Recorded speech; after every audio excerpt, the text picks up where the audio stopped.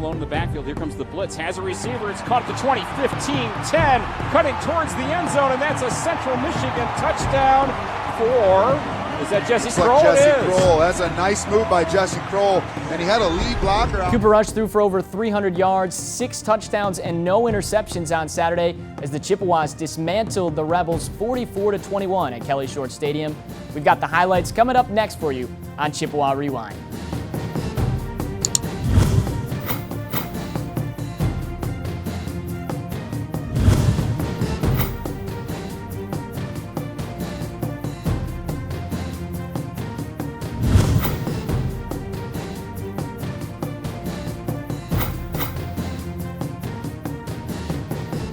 Thanks for joining us for another episode of Chippewa Rewind.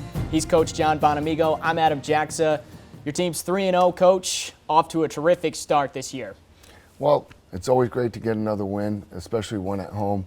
The way we look at it, though, we have a succession of one-game seasons. So we're 1-0, and we're going off to another game this week and trying to be 1-0 again. Hard to believe you're already a quarter of the way through the season, 3-0. Well, you know, you take them one at a time. We're just trying to get better every single week. That's the challenge to the team, is just to come out, you know, keep our head down, ignore the distractions and the noise, and just really focus in on the process of getting better every single day we come together. Some of the distractions were that big upset win you had at Oklahoma State, and then you had to play another game 7 days later. How did you feel the team handled that? I thought we handled it very well. There was, you know, there's always a concern about having a hangover. I thought last week's preparation, our practice was very good. And, you know, it's very important to be able to handle success, especially as you start to string these together. I mean, it becomes very easy kind of to be intoxicated by the success or maybe let up a little bit. But I haven't seen any signs of that. It's a tribute to the leadership of our team, our players, and our assistant coaches. Well, let's take a look at the highlights from Saturday's win against UNLV. The Rebels do get a blocked punt and score a touchdown to make it 7-0, but then you come back on the next drive. Mark Chapman had a terrific game on Saturday. Yes, he did. Mark had another breakout game for us this week. This is a good job here with the bootleg play action. Cooper's able to get the ball out quickly, and then you see Mark turn it upfield and get all those yak yards. So a lot of run yards after the catch that was a big play. 5 catches for 82 yards for Mark Chapman, and then one of your seniors, Jesse Kroll, gets in the end zone from 30 yards out. Yeah, this was a nice play here. Empty backfield set. They actually didn't cover Conklin at all. You know, Cooper sees the blitz coming, knows he's going to have to get rid of the ball quickly, likes the matchup, gets it to Jesse, and then Jesse with the catch does the rest of the work. 1 of 2 catches on the day for Jesse Kroll for 54 yards. That time he gets into the end zone. How about your defensive line? Mike Dana gets your only sack. Good job here by Michael, beating the tackle, chasing the quarterback down. This was, you know, their pass game. They got the ball out pretty quickly, and you know, they're really, even though they're a spread offense, they're really committed to the run. The focus this week was really to shut down the run and kind of, you know, play the pass on the way to clearing the run. Do you feel like your team did a good job of doing that? I thought we did. You know, I thought, you know, they made a couple plays, one in particular early in the game, but once we settled down, we did a good job of shutting them down. So it's 7-7. Chippewas get the ball back after the 3-and-out stop.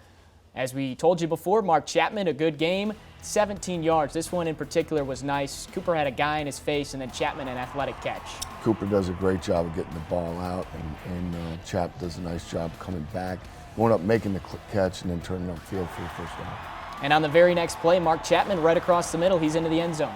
This was a nicely designed play here. It's a double post. The safety runs with, looks like Conklin there, which leaves Chap isolated one-on-one on the corner. Coop just had really his choice there. Had a little bit more separation with Mark, and delivers an on-time throw, and it's 6. 14-7, the Chippewas have their first lead of the game. And then we push forward to the second quarter, the first play actually of that second quarter, and Sean Bunting has really stepped up early on, gets his first career pick. Sean's one of the young guys we were talking about that's playing exceptionally well. He was a gray shirt, so actually eligibility-wise, he's a true freshman. That was a good break up there by Tony Anise, I believe it was, caused the ball to be tipped. And then, Sean does a nice job of alertly making the pick. I'm going to give my oldest son, Javi, a shout out here because he's Sean's roommate, and he's a sophomore here. And so when that play happened, I hear someone screaming on the sidelines behind me, "That's my roommate, that's my roommate." So those two have gotten to be pretty good friends. So I know Javi was pretty happy about that one too. Javi taking all the credit for that play too, I'm sure. I'm sure he is. So the Chippewas end up stalling on that drive, miss a field goal. It stays 14-7, and really their best play from scrimmage all day. They get a long run. Yeah, they did. This Thomas kid was actually an electric player. We just misfit that play, and we knew he had speed, and he really shows it here. He's a dynamic player, and kids like that, a player like that, if you give him the lane, he's going to make you pay, and he did right there. So we had to regroup and make sure we were sounder in the second half, and second half no points, so we pitched a shutout. So great job by Coach Colby and the rest of the defensive staff and our players for making the adjustments. Well, that was an 85-yard run, too. You take that one away, you hold them under 100 yards rushing. Yeah, but unfortunately, you can't take that one away. It counted. They executed. We didn't, and hats off to them on that play. So that makes it 14-14. Then UNLV actually gets another touchdown. Chippewas get 14 points. Rebels get 14 back. Really a back-and-forth first half. And then you get another touchdown to tie it at 21. It's Mark Chapman once again. It was a lot like the previous throw. This one, I think they just dropped coverage on him. I think they broke up on the play action, and Cooper's able to find Mark wide open there in the end zone, and 6 points. Great job by everybody all the way across the board there. All right, so that makes it 21-21, and the big play man, Corey Willis, gets into the end zone in that first half to put you up 7. Yeah, this was Corey's first touchdown here. Again, beats the corner on the post route. They were giving Conklin a lot of attention after last week, so you could see him down the middle pull the safety over, which leaves Corey one-on-one out there. And again, a great throw by Cooper Rush, and Corey's the beneficiary this time. Big day for Corey Willis, Coach. 6 catches, 108 yards to lead your team. What did you see from him, and really what have you seen this season, because he's been playing great? Corey's just been on that ascending path as well. He's really a guy, in Corey's mind, he's probably 6'6", 280 pounds, and that's how he carries himself, and that's how he plays. He's a very confident guy, energetic, works hard, intelligent player. And more than anything, I think he just really, really loves the game, loves to compete and loves to play, and it shows up on game day. And the way he is on games it's to his credit, that's how he is every single day in practice. So that Corey Willis touchdown from 26 yards out makes it 28-21. You stop them, go into the locker room. First 30 minutes, you have that 28-21 lead. What did you think of the first half? Well, I didn't think we had hit on all cylinders. I mean, we give up 14 points on 2 plays with the block punt and misfitting that run. Again, hats off to them. They executed. They made the most of those opportunities. We also missed a field goal in that first half. My feeling was that we should have been well ahead in that football game, but we weren't. It was a 1-score game at the half, and we just needed to settle down. Focus on the fundamentals, go out and execute the way we know we're capable of, and handle our business in the second half, and that's what we did. And that's really what Chippewa fans have been accustomed to, your guys' second half play. We'll watch that second half when we come back with the Chippewas in front, 28-21.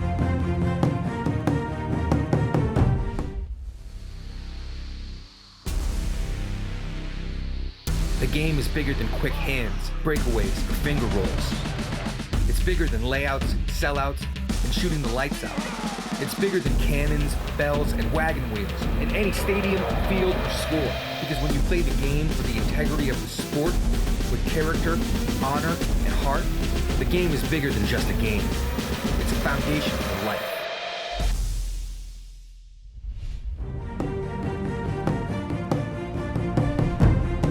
Going to fake the pitch, roll to his right, looking for Conklin. He's going to throw it down the field. Corey Willis is open at the 10, keeps his feet, cuts it back. Still on his feet, midfield, cutting towards the end zone, and he's going to score. What a run by Corey Willis. Chippewa's leading 28-21 as we come back for the second half, and let's get right into the highlights. Cooper Rush, a big run here, 29 yards on this opening drive. Yeah, this was the zone read. Cooper keeps it. And I always get nervous when I see him running around like that down the field, but that was a big play in the game. It was a designed run, so well executed all the way across the board and moved the chains. How many of those runs do you think we can expect later in the season? Well, it depends on how things are going. I mean, I don't know if you can really answer that question. We're going to do what we need to do to win ball games, and if that means, we drop back and throw it 70 times, we'll do that, and if we got to use Cooper as a runner, we'll do that. But hopefully we'll have enough balance and be able to execute across the board where we don't have to do a whole lot of that. Cooper Rush really effective through the air, but also on the ground, 3 carries for 36 yards. You stall on that drive, but you come back. Next drive, it's Corey Willis once again. Terrific yards after a catch for him. Yeah, this was really a dynamic play. Coming off the naked, Cooper's got someone inside. Corey's on the crosser there. Reverses field, and it looks kind of eerily familiar to a play we saw a week ago. It was a great job by him, great finish on the play, and we're in the end zone again. 35-21, Central Michigan in front. That's the 4th touchdown on the year for Willis. He had just 5 touchdowns last year for his career, so again, really having a breakout year. And then this has got to make you smile, Coach. Sure. It's your first punt block of the season. Yeah, this was a great call by Coach Dietzel. Excellent job here by Winslow Chapman. He stems down late, beats the cutoff block, just trims right off the edge of the shield. We got a little bit of help with the low snap, which affects the operation time, and he does a fantastic job of laying out across the box spot and getting the block. We were hoping that would stay in the end zone and we'd get it for a touchdown, but you can't always control that stuff, so it goes through the back of the end zone, which is a safety. So we'll take the points and get the ball back. Absolutely. Makes it 37-21. We move toward that 4th quarter, and I believe it was the second play of the 4th, your second interception of the day. Yeah, this was a nice job here by good pressure, by Canavelos there. Forces the bad throw.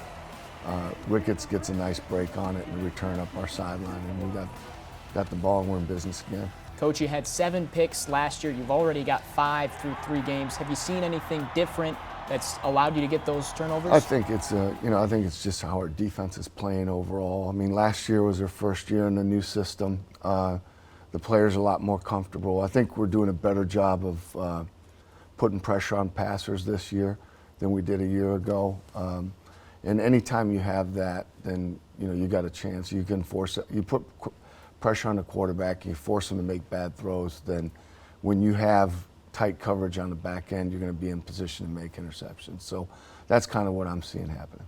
37-21, you get the big interception, and then you go for the home run on the next play. Always nice to see a guy get his first career touchdown. This was pretty awesome. Again, great job here, pass pro. Brandon Childress, who's got a bright future here, gets behind the coverage. Cooper lays it out, and he does a nice job of hauling that in for his first collegiate touchdown. It's pretty exciting for a young guy that was a high school quarterback.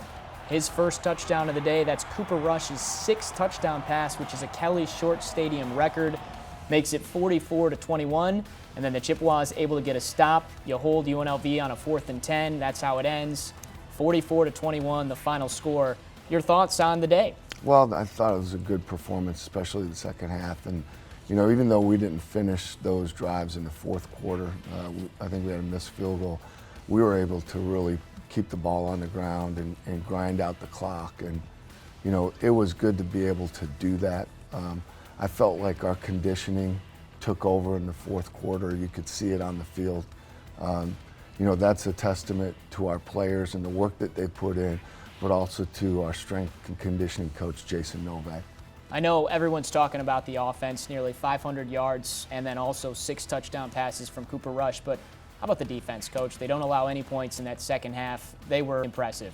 You know, we're playing complementary football right now. That's what you're seeing. We're able to move the ball, finish drives, and generate points on offense, and defensively we're shutting people down. And so when you have that dynamic, you've got a chance to accomplish a lot of things. So, you know, it's really both sides of the ball doing their part, and we're getting better in the kicking game too. We've made some big plays. The return game came live this week. We had good field position most of the time. I thought our kickoff coverage was outstanding, with the exception of one play, which was really a bad call on my part. But that was encouraging to see. Well, so far, 3 for 3, 3 wins. Good start for the Chippewas, but you have to move on. The next week, Virginia is coming up. It's a road game. It'll be a tough atmosphere. We'll take a look at Virginia when we come back on Chippewa Rewind. Hey CMU fans, experience Central Michigan University and all there is to do on campus by visiting Ticket Central, your one-stop shop for all your favorite CMU events. Ticket Central staff is ready to greet you with a smile and assist you with all your ticketing needs. Whether it be for athletic events, plays, concerts, and much more, we've got you covered. For further information, you can visit the atrium of the Event Center Monday through Friday from 8 a.m. to 5 p.m. or give us a call at 888-347-3872. At Ticket Central, we're here to help get you wherever you want to go. 2, 3, 4, 5, 6, 7, 8, 9, 10, 11, 12, 13, 14, 15, 16, 17, 18, 19, 20, 21, 22, 23, 24, 25, 26, 27, 28, 29, 30, 31, 32, 33, 34, 35, 36, 37, 38, 39, 40, 41, 42, 43, 44. All right, Coach, it's on to Virginia this week. Tell us what you know about the Cavaliers. They're a lot better than their record. They're playing very hard. They lost a heartbreaker last week down at Connecticut on the road. We know we'll get their best effort. They're a well-coached team. I'm impressed with the quarterback. I think he's a very good passer.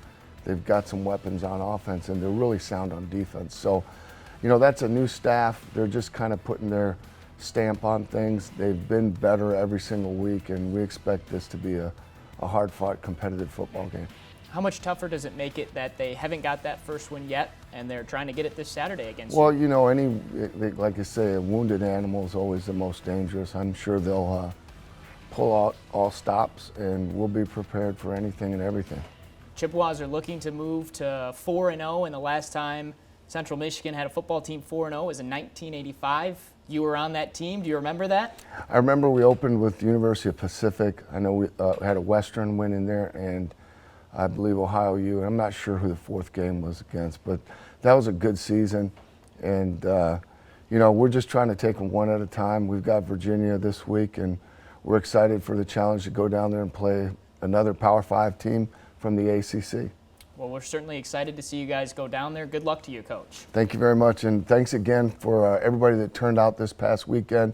The crowd was outstanding. We'll see you in 2 weeks when we are back home here in Kelly Shorts. Thanks for your support, and fire up. All right, you heard it here. Chippewas are headed down to Virginia, looking to move to 4-0 for the first time since 1985. For Coach John Bonamego, I'm Adam Jackson. Have a great week, and fire up, Chips.